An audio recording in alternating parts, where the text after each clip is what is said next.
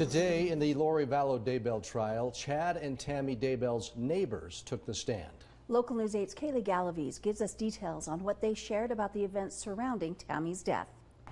Interesting statements made by two of the Daybell's neighbors, Todd and Alice Gilbert.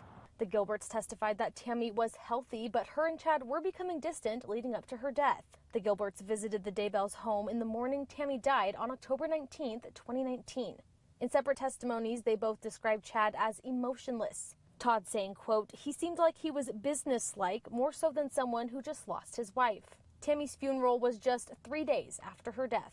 Then 3 days after the funeral, the Gilberts said Chad was already talking about his new girlfriend, Lori, and plans for marriage. When the Gilberts met Lori, Todd says Chad and Lori were, quote, "acting like a couple of teenagers first in love." As they were getting to know Lori, they were under the impression she had no children after they say Chad told them Lori had just lost a daughter.